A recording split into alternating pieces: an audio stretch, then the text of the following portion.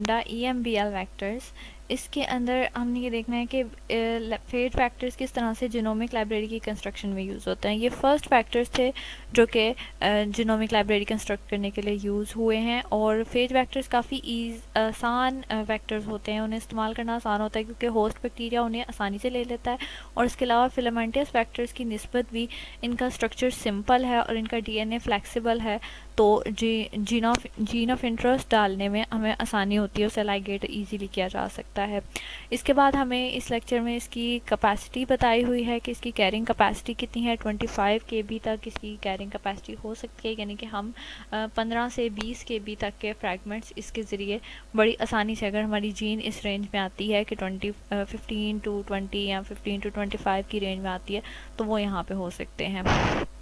ये एक important point है इसका।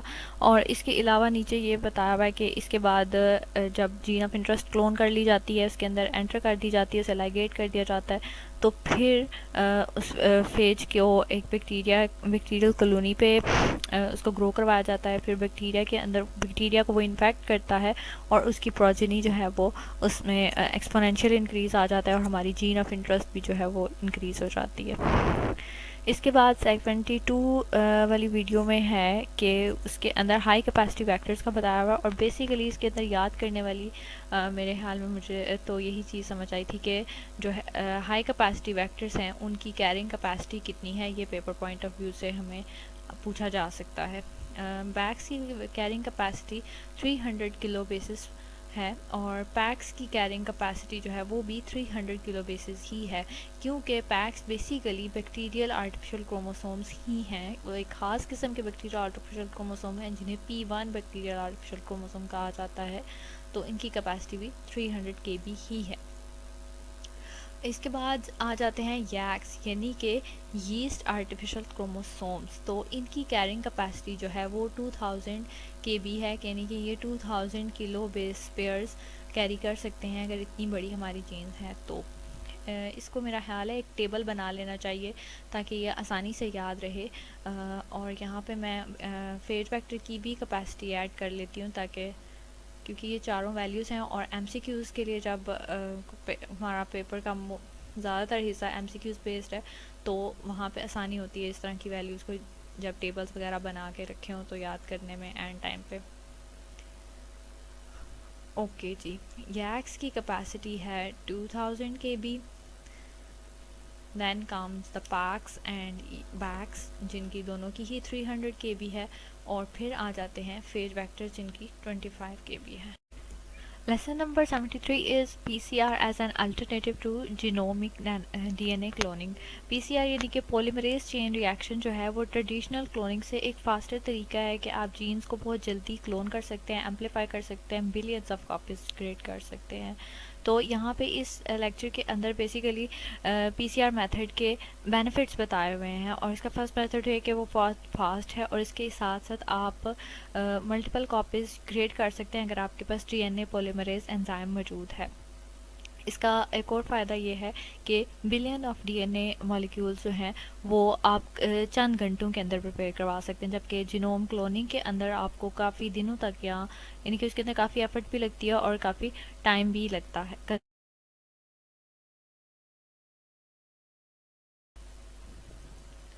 और फिर जब आप DNA के फ्रैगमेंट्स क्रिएट करवा लेते हैं तो आप उनको इजीली लाइगेट कर सकते हैं किसी भी वेक्टर में, और आगे इसको इस्तेमाल किया जा सकता है। और इसका एक फ़ायदा ये भी है कि आपको बहुत कम स्टार्टिंग मटेरियल की ज़रूरत पड़ती है। आप जीनोम क्लोनिंग के लिए आपको एक वेक्टर चाहिए, आपको एक होस्ट चाहिए, आपको प्रॉपर उसकी रिकम्बिनेशन के लिए सारा का सारा ऑपरेटर्स चाहिए। PCR में भी हमें रिक्वायरमेंट्स होती हैं, लेकिन PCR की रिक्वायरमेंट्स निस्बतन कम हैं। पैराग्राफ में हमें PCR की रिक्वायरमेंट्स बताई गई हैं जो कि हमें एज अ शॉर्ट क्वेश्चन पूछी जा सकती हैं। लेक्चर नंबर 74 में कम्प्लीमेंट्री DNA यानी कि cDNA की प्रॉपर्टीज़ बताई हुई हैं। तो सबसे पहले तो cDNA को याद रखना है कि ये कम्प्लीमेंट्री DNA का एब्रीविएशन है, और इसके बाद इसका प्रिंसिपल ये है कि RNA टेम्पलेट को यूज़ किया जाता है रिवर्स ट्रांसक्रिप्टेज एंजाइम के ज़रिए, फिर उस RNA टेम्पलेट से एक DNA का मॉलिक्यूल क्रिएट किया जाता है। तो ये बेसिक प्रिंसिपल है, और अगले 2-3 लेक्चर्स जो लेसन्स हैं उनके अंदर इसी चीज़ को रीमेंशन किया हुआ है काफ़ी मरतबा। यहाँ पे इस 74 में इसकी प्रॉपर्टी मज़ीद ये बताई गई है कि cDNA is often use to clone eukaryotic genes in prokaryotes के हमने जब लैब में काम करना होता है या फिर हमने कमर्शियल स्केल पर कोई प्रोडक्ट क्रिएट करवानी है, फॉर एग्जांपल इंसुलिन प्रोड्यूस करवाई जाती है बैक्टीरिया के ज़रिए, तो वो एक ह्यूमन जीन है, एक यूक्रोटिक जीन है, लेकिन उसको बैक्टीरिया के ज़रिए प्रोड्यूस करवाया जाता है। इसकी एक और प्रॉपर्टी ये है कि cDNA जो होता है वो सिर्फ़ और सिर्फ कोडिंग जीन्स का का डीएनए होता है। इसके अंदर इनके एक्सॉन्स होते हैं, इंट्रॉन्स नहीं होते, जो नॉन कोडिंग डीएनए है। यहाँ जो रेगुलेटरी डीएनए है, जो स्ट्रक्चरल रिक्वायरमेंट्स के लिए मौजूद होता है हमारे क्रोमोसोम्स के अंदर, वो इसके अंदर एडिड नहीं होता। जो लेसन नंबर 75 है उसके अंदर कम्प्लीमेंट्री डीएनए की लाइब्रेरी प्रिपेयर करने का हमें मेथड बताया हुआ है, इसका बेसिक प्रिंसिपल बताया हुआ है, और उसके बाद इसके इसी के बारे में कुछ इंपॉर्टेंट पॉइंट्स हैं जो कि उसके बेसिक प्रिंसिपल से रिलेट करके रीमेंशन किए हुए हैं। यहाँ जो इसका फर्स्ट पैराग्राफ का सेक्शन है, इसके अंदर तो बेसिक प्रिंसिपल है और उसके बाद है हाउ इट्स डन। सो इसको मैं सेपरेट कर लिया है।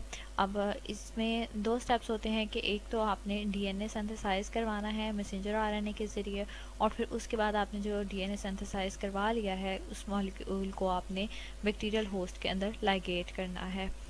एंड देन ये जो cDNA आपने प्रोड्यूस करवाया था ये फुली ट्रांसक्राइब मैसेंजर आरएनए से क्रिएट हुआ था। तो ये बहुत इंपॉर्टेंट पॉइंट है कि इसके अंदर सिर्फ expressed gene of an organism आती हैं, इसके अंदर नॉन कोडिंग जीन्स नहीं आती हैं। सो बेसिकली अगर हम देखें तो cDNA वो एक डबल स्टैंडर्ड वर्जन होता है मैसेंजर आरएनए मॉलिक्यूल का, और इसी वजह से ये पॉलीपेप्टाइड सीक्वेंस अगर आपने प्रोटियोमिक्स करनी है किसी ऑर्गेनिजम्स की, किसी ऑर्गेनिज्म में देखें कि उसमें कौन कौन सी प्रोटीन्स प्रेजेंट होती हैं, तो cDNA की लाइब्रेरी ज़्यादा हेल्पफुल हो सकती है। और रिसर्चर्स भी cDNA की लाइब्रेरी को प्रेफर करते हैं क्योंकि जो मैसेंजर आरएनए पे काम करने की निस्बत वो प्रेफर करते हैं कि वो cDNA पर काम करें, क्योंकि आरएनए जो होते हैं वो लेस स्टेबल होता है और डीएनए जो है वो काफ़ी ज़्यादा स्टेबल होता है आरएनए की निस्बत, और उसकी एम्प्लीफिकेशन और प्योरीफिकेशन जो है वो ज़्यादा आसानी से हो जाती है। और यहाँ पे मेरा ख्याल है मुझे इसकी थोड़ी सी फॉर्मेटिंग चेंज कर देनी चाहिए। यहाँ पे इंपॉर्टेंट पॉइंट्स की हेडिंग दे लेती हूँ और ऊपर वाले स्टेप्स को स्टेप्स की फॉर्म में कर देती हूँ। और next lecture is preparation of cDNA cloning, जिसके अंदर बताया हुआ है कि cDNA को क्लोन करने का मेथड जो होता है उसका मैकेनिज्म क्या होता है या वो प्रिपेयर किस तरह से किया जाता है। इस 76 में मैनियटस मेथड बताया हुआ है जो कि सबसे पुराना मेथड है। फर्स्ट पैराग्राफ के अंदर तो सिंपल cDNA की पुरानी प्रॉपर्टीज़ जो हम पिछले 2 लेक्चर्स में देखी हैं उन्हीं को रीमेंशन किया हुआ है, और उसके आगे मेथड बताया हुआ है। मैं सारे स्टेप्स को अलहदा कर रही हूँ ताकि आसानी से रीड किया जा सके। इसके लिए सबसे पहले हम अपना टारगेट मैसेंजर आरएनए लेंगे, और उसके क्योंकि हमें पता है मैसेंजर आरएनए के 3 प्राइम एंड पर एक पॉली ए टेल होती है, तो हम उस ए टेल के ऊपर एक ऐसा प्राइमर यूज़ कर सकते हैं जो कि पॉली टी हो, यानी कि उसके अंदर सिर्फ थायमीन के रेसिड्यूज हों, और वहाँ से फिर हम उसके अंदर पॉलीमरेज जब एंजाइम डालेंगे तो उसकी फ़र्स्ट स्ट्रैंड की सिंथेसिस स्टार्ट हो जाएगी। इस तरह से डीएनए का फर्स्ट स्ट्रैंड बना लिया जाता है और उसके बाद मैसेंजर आरएनए को डिग्रेड कर दिया जाता है। अब जो फर्स्ट स्ट्रैंड बन चुका है उसका 3 प्राइम एंड थोड़ा सा कर्व होता है और एक हेयर पिन की शक्ल बना लेता है, और उसके बाद फिर दोबारा से वहाँ पे रेप्लिकेशन स्टार्ट हो जाती है, एक सेकेंड स्ट्रैंड बन जाता है।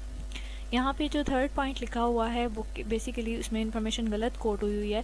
S1 nucleus is not an endonuclease, ये एक एक्सोन्यूक्लियस है और ये डिग्रेडेशन भी मैसेंजर आरएनए की नहीं करता, बल्कि ये डिग्रेडेशन जो डीएनए में हेयर पिन स्ट्रक्चर बना हुआ होता है जब वो 3 प्राइम एंड पे कर्व होने की वजह से बना था उसको ये डिग्रेड करता है, और उसकी वजह से जो एक सिंगल स्ट्रैंड का हेयर पिन स्ट्रक्चर होता है जब उसका हेयर पिन काट देता है तो फिर वो एक डबल स्ट्रैंड में बन जाता है। आरएनए की डिग्रेडेशन फर्स्ट स्टेप के बाद होती है, जबकि पहला स्ट्रैंड बना लिया जाता है उसके बाद आरएनए को अल्कलाइन सोल्यूशन यूज़ करते हुए डिग्रेड कर दिया जाता है। इसको आप करेक्ट कर लीजिएगा, ये रीडिंग मटेरियल में गलत है, लेकिन ये स्लाइड्स में और जो डायग्राम प्रोवाइड की गई है स्लाइड पीपीटीज़ में उसके अकॉर्डिंग S1 न्यूक्लियस एक एक्सोन्यूक्लियस है। और जब ये हमारे पास डबल स्ट्रैंडेड डीएनए का फ्रेगमेंट अब तैयार हो चुका है, अब हमने इसको लाइगेट करना है एक वेक्टर के अंदर, और उस पर लाइगेट करने के लिए हमें चाहिए स्टिकी एंड्स, ताकि दोनों डीएनए का जो जीन हमने तैयार की है वो और वेक्टर एक दूसरे के साथ अटैच हो सकें, लाइगेज हो सके। तो उसके लिए इसको ट्रीट किया जाता है टर्मिनल ट्रांसफेरेज से, दोनों को, cDNA को भी और वेक्टर को भी, फिर स्टिकी एंड्स बन जाते हैं और वो एक जैसे होते हैं, तो उससे फिर उसकी लाइगेशन हो जाती है। Next comes the lesson number 77, जिसके अंदर इम्प्रूव्ड मेथड्स बताए हुए हैं cDNA क्लोनिंग के। जो हमने मेथड देखा है वो मेनेटस मेथड था, और एक इम्प्रूव मेथड लैंड एट आल, इनके साइंटिस्ट था लैंड, और उसके जो साथी थे उन्होंने तैयार किया था। इसके अंदर ये होता है कि हेयर पिन स्ट्रक्चर वाला मेथड नहीं अप्लाई किया जाता, क्योंकि हेयर पिन स्ट्रक्चर जब एंडोन्यूक्लियस के ज़रिए कट किया जाता है तो कुछ बेसिस ज़ाया हो जाते हैं, तो वो बेसिस ज़ाया ना हो उसके लिए एक मेथड ऐसे यूज़ किया जाता है कि वो वाला स्टेप ही निकाल दिया जाए कि S1 न्यूक्लियस की डाइजेशन ना हो, वो स्टेप की ज़रूरत ही ना पड़े, उसकी बजाय टर्मिनल ट्रांसफेरेजेस यूज़ किए जाते हैं। टर्मिनल ट्रांसफेरेजेस के ज़रिए क्या होता है कि होमोपोलीमेरिक टेलिंग होती है दोनों एंड्स पे, या फिर जो जहाँ पे हमने हेयर पिन स्ट्रक्चर बनाकर नया स्ट्रैंड बनाया था ना, उसकी बजाय एक होमोपोलीमर टेल ऐड की जाती है, और फिर उस होमोपोलीमर टेल के ऊपर एक सूटेबल प्राइमर लगा कर दूसरे स्टैंड की भी रेप्लिकेशन वैसी ही हो जाती है जिस तरह पहले स्टैंड की रेप्लिकेशन हुई थी प्राइमर लगाने के बाद। तो ये एक ईजियर मेथड है, इनकी ये एक मोर एफिशिएंट मेथड है। इसके अलावा लाइब्रेरी कंस्ट्रक्शन के लिए डिफरेंट दूसरे मेथड्स भी यूज़ किए जाते हैं, जिनके अंदर पुराना हेयर पिन जो मेथड है वो भी यूटिलाइज़ किया जाता है, और उसका फ़ायदा ये होता है कि उसको एक थोड़े नए तरीके से उसके अंदर थोड़ी सी मोल्डिंग करके उस स्ट्रक्चर को उस मैकेनिज़्म को दोबारा इस्तेमाल किया जाता है। और वो कहाँ पे फ़ायदेमंद होता है कि अगर हमने जीन सिर्फ एक ही ओरिएंटेशन में लगानी है, कि हमारी जीन जिस ओरिएंटेशन में हमने कट की है रिसोर्स से, वो उसी ओरिएंटेशन में दोबारा फिट हो, अदरवाइज़ अगर जीन डाइवर्ट हो जाती है, उसकी डायरेक्शन चेंज हो जाती है, तो जीन प्रोडक्ट भी चेंज हो सकती है। Next is PCR as an alternative for cDNA cloning. cDNA के अल्टरनेटिव के तौर पे जब हम PCR मैकेनिज्म को यूज़ करते हैं तो उसके अंदर फ़र्क सिर्फ इतना आता है कि हमने स्टार्ट करना होता है RNA से DNA की बजाय, तो हम फिर रिवर्स ट्रांसक्रिप्टेज PCR यूज़ करते हैं। RT-PCR इसका एब्रीविएशन है। RT-PCR के अंदर जो एंजाइम यूज़ किया जाता है उसको RNA डिपेंडेंट DNA पॉलीमरेज भी कहा जाता है। नेक्स्ट इज़ लेक्चर नंबर 79, जिसके अंदर स्क्रीनिंग स्ट्रेटजीज़ बताई हुई हैं, जो कि इसलिए इस्तेमाल होती हैं कि पता चलाया जा सके कि किन सेल्स के अंदर ट्रांसफॉर्म्ड जीन मौजूद है, रिकम्बिनेंट DNA मौजूद है, और जीन ऑफ इंटरेस्ट कहाँ पर मौजूद है। इसके लिए आमतौर पे ये किया जाता है कि ऐसे वेक्टर्स, यानी कि अगर हम प्लाज्मिड यूज़ कर रहे हैं तो ऐसा प्लाज्मिड यूज़ करें जिसके अंदर कोई एंटीबायोटिक रेजिस्टेंस जीन हो, जो कि एक जेनेटिक मार्कर बन जाता है, उससे हमें पता लग जाता है, स्क्रीनिंग के आसानी से हो जाती है। इसके अलावा डिफरेंट स्ट्रेटजीज़ यूज़ होती हैं, जिसके अंदर एक टेक्निक है blue white screening. Blue white screening में ये होता है कि बैक्टीरियल लैक्टोज मेटाबॉलिज्म को इस्तेमाल किया जाता है डिटेक्ट करने के लिए कि आया इस बैक्टीरिया के अंदर हमने जो जीन ऑफ इंटरेस्ट ऐड करने की कोशिश की है, हम उसमें कामयाब हुए हैं या नहीं। और जो जिन बैक्टीरिया के अंदर जीन ऑफ इंटरेस्ट नहीं ऐड हुई होती, या कोई भी उसके अंदर रिकम्बिनेंट DNA नहीं ऐड हुआ होता, वो ब्लू कॉलोनीज बनाते हैं। लेकिन जिन बैक्टीरिया के अंदर ट्रांसफॉर्म्ड DNA मौजूद होता है वो वाइट कॉलोनीज़ बनाते हैं, तो उससे हम डिटेक्ट कर सकते हैं कि किन बैक्टीरियल कॉलोनीज़ के अंदर हमारी जीन मौजूद है और किन के अंदर वो नहीं है। इसके अलावा एक टेक्निक ये है कि PCR इस्तेमाल कर लें स्क्रीनिंग के लिए। ये बहुत फास्टर मेथड होता है अगर हमारी जीन जो है वो 3 KB से लेस उसका साइज़ है। इसके अलावा हम रिस्ट्रिक्शन एंजाइम यूज़ कर सकते हैं, क्योंकि वो ये ऐसे एंजाइम्स होते हैं जो कि एक स्पेसिफिक जगह पर ही कट लगाएंगे, तो हम डिटेक्ट कर सकते हैं कि वो सीक्वेंस जहाँ पे ये कट करते हैं वो मौजूद हैं या नहीं। सैंगर सीक्वेंसिंग भी यूज़ की जा सकती है स्क्रीनिंग के लिए, और ये मोस्ट एक्यूरेट मेथड है। Lesson number 80 is on screening by hybridisation.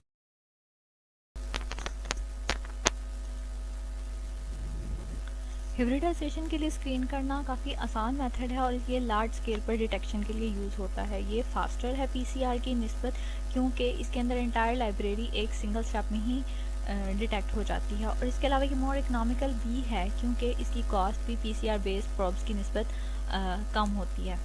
इसको किया कैसे जाता है परफॉर्म, उसके लिए हम यूज़ करते हैं एक लेबल डीएनए प्रोब। लेबल कैसे किया जाता है कि उसके अंदर जो न्यूक्लियोटाइड ऐड किए जाते हैं वो रेडियो एक्टिव एलिमेंट्स के बनाए जाते हैं, और रेडियो एक्टिव एलिमेंट्स के होते हैं तो या तो फिर वो फ्लोरेसेंस होते हैं, उनके कोई ना कोई खास रंग होता है, या फिर वो रेज एमिट करते हैं जो कि डिटेक्ट की जा सकती हैं रेडियोग्राफी के ज़रिए।